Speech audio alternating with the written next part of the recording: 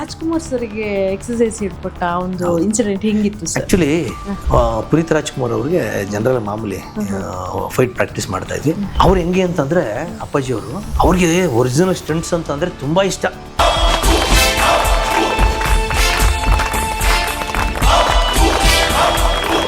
ನಾನಂತೂ ಮಾಡೋಕ್ಕಾಗಿಲ್ಲ, ಅಪ್ಪು ಅವರಾದ್ರೂ ಮಾಡಲಿ ಅಂತ ಅಂದ್ಬಿಟ್ಟು ಏನು ಮಾಡೋರು ಮೇಡಮ್, ಹೇಳಿದ್ನಲ್ಲ ಆ ಹಳೆ ಮನೆ ಒಳಗೆ ವೈಟ್ ಹೌಸಲ್ಲಿ ಲಾನ್ ಇತ್ತು, ಹುಲ್ಲು ಒಂದು ತುಂಬ ಚೆನ್ನಾಗಿತ್ತು. ಚೇರ್ ಹಾಕೊಂಡು ಕೂತ್ಕೊಂಡ್ಬಿಡೋರು, ಅಲ್ಲಿದೆ ನೋಡಿ ಚೇರು, ಅದು ಕೂತಿರೋದು ಈ ಕಡೆ ಮಾಡ್ತಾ ಇದ್ವಿ ಪ್ರಾಕ್ಟೀಸ್ ಅದು ಲಾನ್ ಅಲ್ಲಿ. ಅದೇ ಸೇಮ್ ಚೇರ್, ಕೆಂಪು ಚೇರು, ಅದೇ ಯಾವಾಗಲೂ ಅವ್ರು ಹಾಕೊಂಡು ಕೂತ್ಕೋತಾ ಇದ್ದು.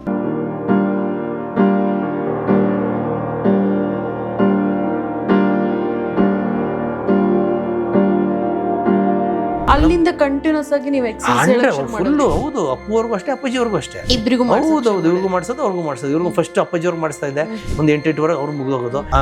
ಅಪ್ಪು ಅವ್ರು ಮಾಡಿಸ್ತಾ ಇದ್ದೆ. ಅಪ್ಪು ಶೂಟಿಂಗ್ ಹೋಯ್ತು ಅಂದ್ರೆ ಆರಾಮಾಗಿ ನಾವು ಮಾಡ್ತಾ ಇದ್ವಿ. ಮೇಲೆ ಟಿಫನ್ ಮಾಡ್ತಾ ಇರಲಿಲ್ಲ, ಕೆಳಗೆ ಪಾರ್ಕಿಂಗ್ ಇತ್ತು, ಎಕ್ಸಸೈಸ್ ಮಾಡೋ ಜಾಗ, ಅಲ್ಲಿ ಟೇಬಲ್ ಜೊತೆಲೇ ಕೂರ್ಬೇಕು, ಅವ್ರ ಜೊತೆ ಎಲ್ಲ ತರಿಸೋರು.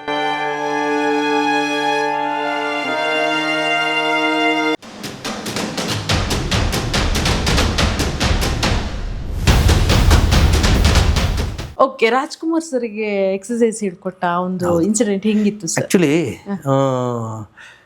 ಪುನೀತ್ ರಾಜ್ಕುಮಾರ್ ಅವ್ರಿಗೆ ಜನರಲ್ ಮಾಮೂಲಿ ಫೈಟ್ ಪ್ರಾಕ್ಟೀಸ್ ಮಾಡ್ತಾ ಇದ್ವಿ.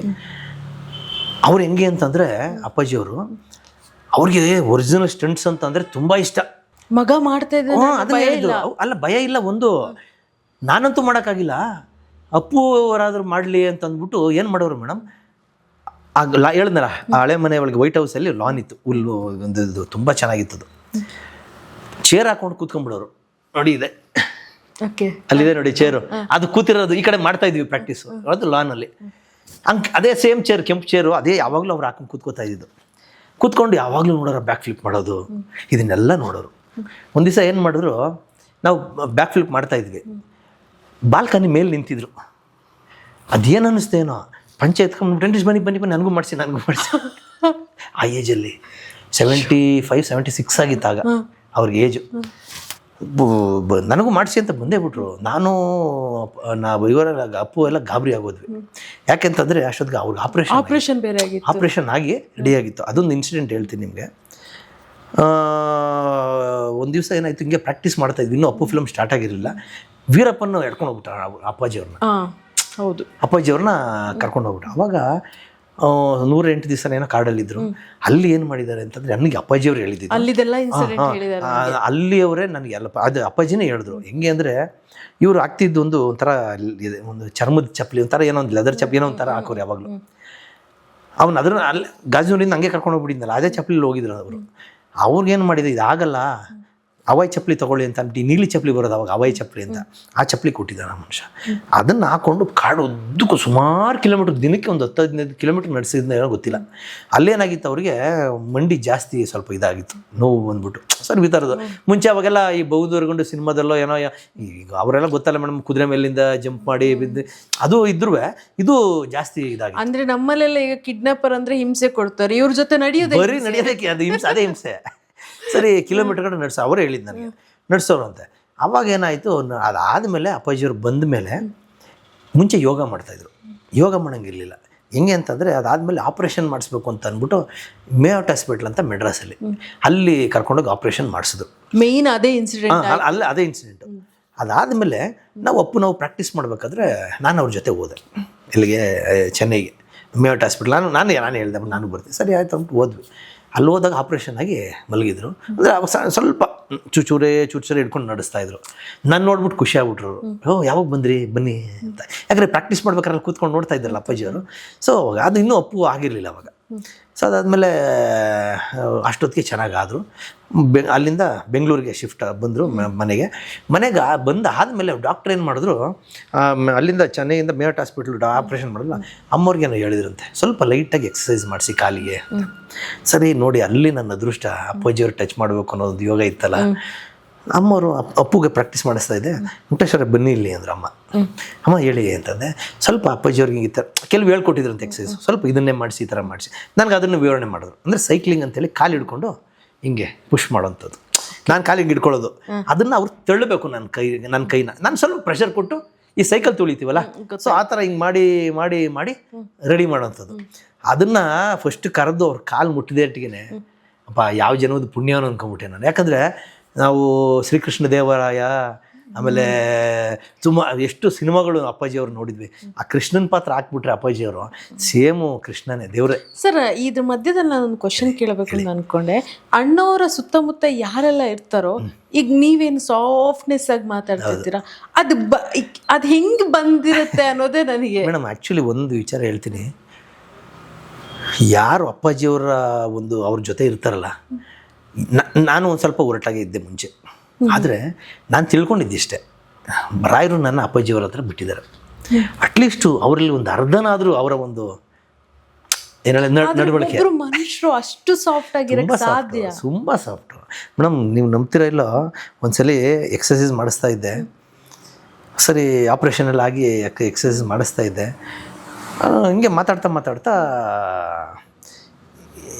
ಈ ಭಕ್ತ ಪ್ರಹ್ಲಾದು ಇದೆಲ್ಲ ಕ್ಯಾರೆಕ್ಟ್ರ್ ಹೆಂಗೆ ಏನು ಅಂತ ಕೇಳಿದೆ. ಎಷ್ಟು ಸಾಫ್ಟಾಗಿದ್ರು. ಒಂದ್ಸಲಿ ಹಿಂಗೆ ಎದ್ದು ಹಿಂಗೆ ಗದೆ ಹಿಡ್ಕೊಂಡು ನಡೆಯೋ ಥರ ಒಂದು ಸ್ಟೈಲ್ ತೋರಿಸಿದ್ರು. ನನಗೆ ಅಲ್ಲೇ ಒಂಥರ ವಿಚಿತ್ರ ಆಗೋಯ್ತು. ನನಗೆ ಏನು ಮಗು ಥರ ಇದ್ದವರು ಪಾತ್ರ ಅಂದ ತಕ್ಷಣ ನೀವು ಉಗ್ಬಿಡ್ತಾರೆ ಹಿಂಗೆ, ಈ ಥರ ಅವರು ಅಷ್ಟು ಆ್ಯಕ್ಟಿಂಗಲ್ಲಿ ಯಾವೊಂದಿದು ಇನ್ವಾಲ್ವ್. ಮತ್ತು ಜೊತೆಗೆ ಅವರ ಒಂದು ಏನು ಸ್ವಭಾವ ಇದೆ, ನಾವೆಲ್ಲ ಅಳವಡಿಸಿದ್ದಕ್ಕೆ ಒಂದೆಲ್ಲ ಸಾಫ್ಟ್. ಎಲ್ಲರೂ ಅಷ್ಟೇ. ಈಗ ಅಪ್ಪು ಅವರು ನಿಮ್ಗೆ ಗೊತ್ತಿರ್ಬೋದು ಎಷ್ಟು ಸಾಫ್ಟು ಅಂತೇಳಿ. ಸೊ ಈ ಥರ ನಾವು ಬೆಳೆದು ಬಂದವರು. ಅಲ್ಲಿ ಏನಾಯ್ತು, ಆಮೇಲೆ ಅದಾದಮೇಲೆ ಅಮ್ಮಿಯಾಟ್ ಹಾಸ್ಪಿಟ್ಲಿಂದ ಬಂದು ಎಲ್ಲ ಅದನ್ನ ಅಮ್ಮವ್ರು ಹೇಳಿದ್ಮೇಲೆ ಎಕ್ಸಸೈಸ್ ಸ್ಟಾರ್ಟ್ ಮಾಡಿದೆ. ಎಕ್ಸಸೈಸ್ ಅವಾಗ ನಾನು ಸ್ಟಾರ್ಟ್ ಮಾಡಿದೆ. ನಿಜವಾಗ್ಲೂ ಆ ಕಾಲು ಹಿಡ್ಕೊಂಡು ನಾನು ಮಾಡಿಸ್ತಾ ಇದ್ರೆ ನನಗೆ ದೇವ್ರ ಕಾಲ ಹಿಡ್ಕೊಂಡು ನಾನು ಮಾಡಿಸ್ತಾ ಇದ್ದೀನೇನೋ ಅನಿಸ್ಬಿಡ್ತು. ಯಾಕಂದ್ರೆ ಈಗಲೂ ನೋಡಿ ನೀವು ಎಷ್ಟು ಪಿಕ್ಚರ್ಗಳಲ್ಲಿ ಅಪ್ಪಾಜಿಯವ್ರು ಮಾಡಿದಾಗ ಯಾವ ಬಬ್ರುವಾನ ಆಗಿರ್ಬೋದು, ಕೃಷ್ಣನ ಪಾತ್ರಗಳಲ್ಲಿ ನೋಡಿ ಎಷ್ಟು ಒರಿಜಿನಲ್ ಆಗಿ ಕಾಣ್ತಾರೆ ಅಲ್ವಾ. ಸೊ ಯಾವುದೋ ಒಂದು ಪವಡಿಸು ಪರಮಾತ್ಮ ಶ್ರೀ ವೆಂಕಟೇಶ, ಅದರಲ್ಲಿ ಎಷ್ಟು ಚೆನ್ನಾಗಿ ಎಂಥ ಪಾತ್ರ ಅವ್ರು ಹಿಂಗೆ ಮಲ್ಕೋತಾರಲ್ಲ, ಅದು ನೋಡೋಕ್ಕೆ ಒಂಥರ ಶ್ರೀನಿವಾಸ್ ಕಲ್ಯಾಣ ಅನ್ನೋ ಪಿಕ್ಚರಲ್ಲಿ, ಅದರಲ್ಲಿ ಆ ದೇವ್ರು ಕೃಷ್ಣನೇ ಅವರು ಅಂತ ಅಷ್ಟೆಲ್ಲ ನೋಡಿರೋ ಮೊದಲೇ ನಮ್ಮ ಇಡೀ ಫ್ಯಾಮಿಲಿ ಅಣ್ಣವ್ರು ಹುಚ್ಚರು, ನಾವೆಲ್ಲ ಅಭಿಮಾನಿಗಳು, ಇಡೀ ಫ್ಯಾಮಿಲಿ. ನನ್ನನ್ನು ಆದ್ರೆ ಫ್ಯಾನ್ಸ್ ಎಲ್ಲರೂ ಇರ್ತಾರೆ, ನಿಮ್ಮಂತ ಆಪರ್ಚುನಿಟಿ ಯಾರಿಗೂ ಸಿಗಲ್ಲ. ನಾನು ಹೇಳಿದ್ನಲ್ಲ, ಅದು ಸಾಧ್ಯನೇ ಇಲ್ಲ ಅಷ್ಟು ಕ್ಲೋಸ್ ಆಗಿ. ಅದು ಮುಂದಕ್ಕೆ ಹೇಳ್ತೀನಿ, ಯಾಕಂದರೆ ಟಿಫನ್ನ ನನ್ನ ಮಾಡಿಸ್ದೆ ಕಳಿಸ್ತಾನೆ ಇರಲಿಲ್ಲ, ಅಷ್ಟು ಕ್ಲೋಸ್ ಆಗಿಬಿಟ್ವಿ. ಹೇಳ್ತೀನಿ ನೆಕ್ಸ್ಟು. ಅದಾದಮೇಲೆ ಡೈಲಿ ಎಕ್ಸಸೈಸ್ ಸ್ಟಾರ್ಟ್ ಆಯಿತು. ಸ್ಟಾರ್ಟ್ ಆಗಿ ಮಾಡಿ ಮಾಡಿ ಮಾಡಿ ಮಾಡಿ ಮಾಡಿ ಒಂದು ಲೆವೆಲ್ಗೆ ಸ್ಟ್ರೆಂತ್ ಬಂತು ಕಾಲಿಗೆ. ವಾಕಿಂಗ್ ಮಾಡೋಕ್ಕೆ ಶುರು ಮಾಡಿದ್ರು ಅವಾಗ ಅಪ್ಪಾಜಿಯವರು. ಅಲ್ಲಿ ಮನೆಯಲ್ಲಿ ಅಲ್ಲೇ ರೌಂಡ್ ವಾಕಿಂಗ್ ಮಾಡ್ತಾ ಸರಿ ಚೆನ್ನಾಗಾದರು. ಅವ್ರ ಪಡಗರು ವಾಕಿಂಗ್ ಮಾಡ್ತಾಯಿದ್ರು. ಒಂದು ದಿವಸ ಅಪ್ಪಗೆ ಪ್ರಾಕ್ಟೀಸ್ ಮಾಡ್ತಾಯಿದ್ದೆ. ಸರಿ ಅಪ್ಪಾಜಿಯವರು ವೆಂಕಟೇಶ್ವರ ಬನ್ನಿ ಇಲ್ಲಿ ಅಂದರು. ಅಪ್ಪಾಜಿ ಹೇಳಿ. ಅಷ್ಟು ಚೆನ್ನಾಗಿ ನಡೆಯೋಕ್ಕೆ ಸ್ಟಾರ್ಟ್ ಆಗಿದ್ದು, ಅಷ್ಟು ಚೆನ್ನಾಗಾಗಿದ್ರು.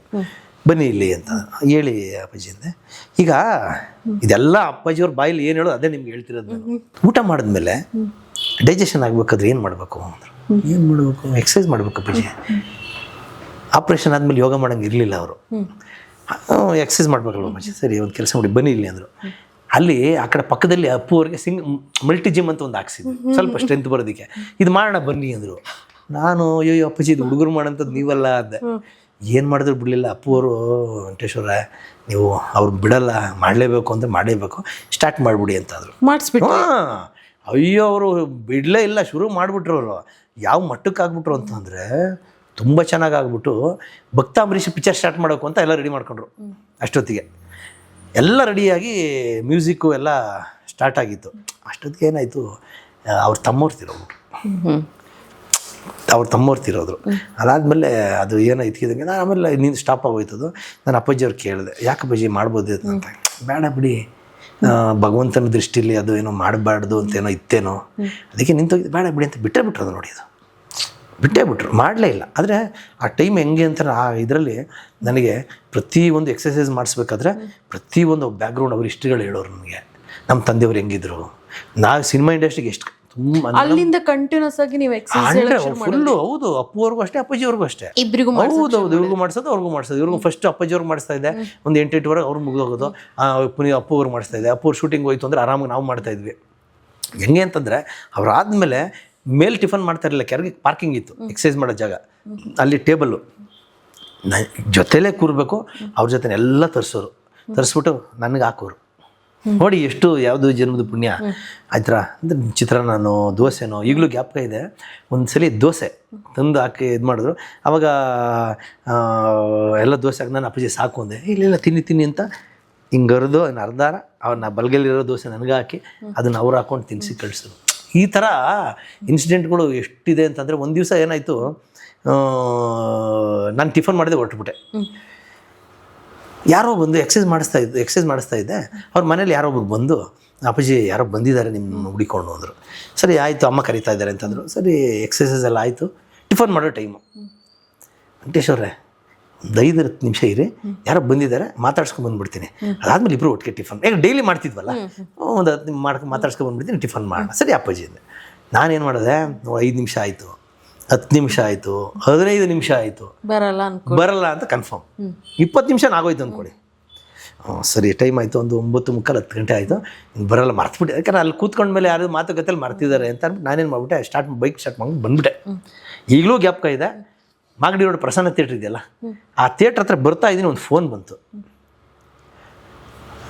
ಅವ್ರ ಮನೇಲಿ ಯಾರೋ ಮಾಡಿಕೊಟ್ರು.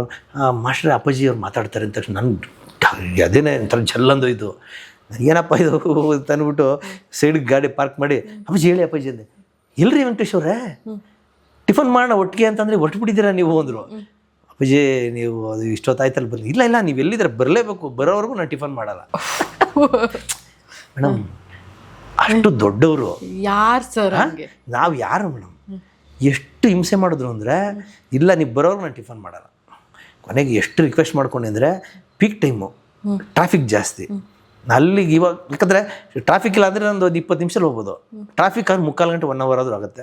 ನೀವು ಲೇಟ್ ಆಗಿಬಿಡುತ್ತೆ. ಅಪ್ಪಾಜಿ ನೀವು ಟಿಫನ್ ಮಾಡಿ ನಾನು ನಾಳೆ ಬರ್ತೀನಿ. ಆಯಿತು ನಾಳೆ, ನಾನು ಸುಮಾರು ರಿಕ್ವೆಸ್ಟ್ ಮಾಡ್ಕೊಂಡೆ. ಆಯ್ತು ನಾಳೆ ಬರ್ತೀರಲ್ಲ? ಬರ್ತೀನಿ ಅಪ್ಪಾಜಿ, ಖಂಡಿತ. ಮಾಡ್ಸೋಕ್ಕೆ ಎಕ್ಸಸೈಸ್ ಮಾಡ್ಸೋಕ್ಕೆ ಬರ್ಬೇಕಲ್ಲ. ಸರಿ ಆಯಿತು. ಮಾರನೇ ದಿವಸ ಗಾಡಿ ಸ್ಟಾರ್ಟ್ ಮಾಡಿಕೊಂಡೆ. ಏನೋ ಒಂದು ಟ್ರಾಫಿಕ್ ವಿಚಾರದಲ್ಲಿ ಒಂದು 10 ನಿಮಿಷ 1/4 ಗಂಟೆ ಲೇಟ್ ಆಗೋಯ್ತು.